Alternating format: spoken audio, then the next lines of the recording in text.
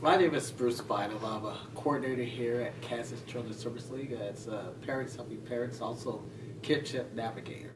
Me and my wife have adopted our 4 grandkids. They came into custody in 2004, and we had moved from Topeka, Kansas to Wichita, Kansas to get them. We believe that it was so important for us to be committed to our grandchildren that we were involved in everything, all the court procedures, all the other things. It was 5 years in the making before we got the adoption. We have learned that being a parent is not always the biological parent or the biological father or mother of that child. As a father, I'm a parent of my child, not just a child care provider, not any of those other things. That I have an active and involving role with my children. I believe that sometimes we wait for reasons or wait for time or events to do things. And I also believe that we can just start doing things and not wait for these moments. In other words, because I may not be with my child or with the mother of my child does not mean I can't start doing things. A dad still has obligations to be committed. And we look at one of the things as child support. But that's not what I talk about as commitment. There are things that fathers can still do, write letters, be at school events, as long as legally they can do those things.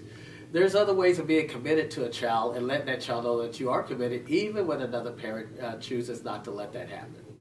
What I've always done was I go to school conferences. I would always make sure the birthday parties, as long as she doesn't say I can't come, I would attend. I would give a card if I could not attend. I would even just write letters. And nowadays, with all the media that we have, social media, you can YouTube, you can tweet, you can do Facebook, but make sure it's always appropriate, make sure it's always encouraging, and don't give reason for you not to be able to be involved and committed to.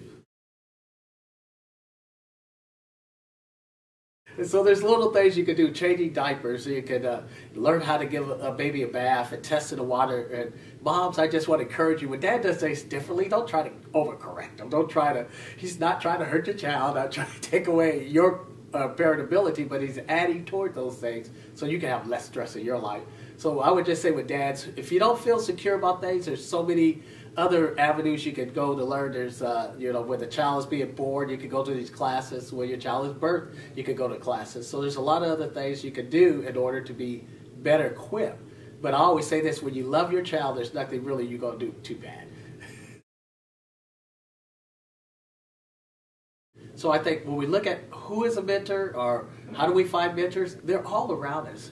I just think if we open our eyes to see this person who may be talking to a kid when they're upset, this person who is, dealing with a situation in their school or dealing with a situation outside their school that's appropriate and right, that encourages a kid to do better, not discourage them and tell them how bad they are.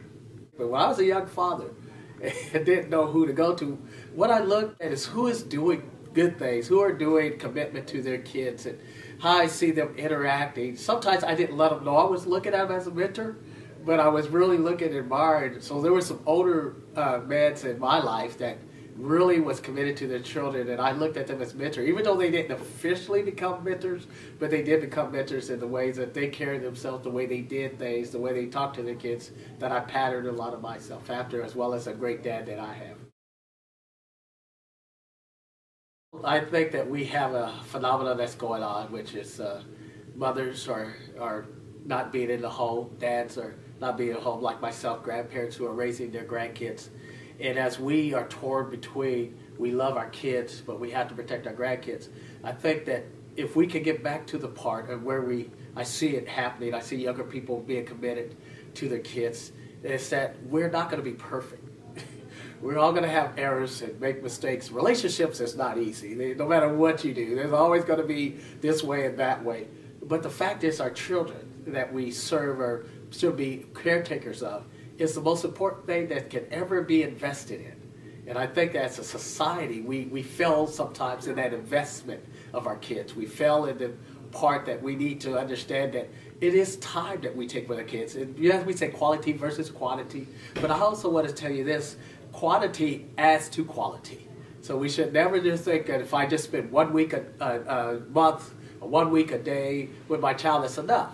Your child wants to see you every day, every moment as possible. And if we can realize that and start holding on to those very simple principles, is that I don't have to have a lot of money to make my child happy. I don't have to have a lot of other stuff to make my child happy, but what I have to do is be happy with my child. So I think if we enjoy our children, they'll enjoy being with us even more. And so I just want to encourage every father, every mother, every parent that's out there, every grandparent that's out there doing those things. Let's encourage our young people. Let's continue to tell them how important they are, not by words, but by our actions.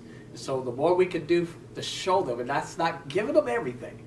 That's not making sure they have the newest this, newest that, but it's really about just showing them that we love them by being there. And sometimes, as we call correction and discipline, it's not whooping and beating and all that. It is really educating these kids to make good choices and being there for them when they make mistakes and tell them how much we still love them.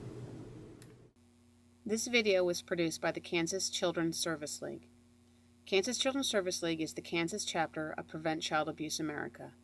For more information about Kansas Children's Service League and the programs provided, please visit us through the following sources: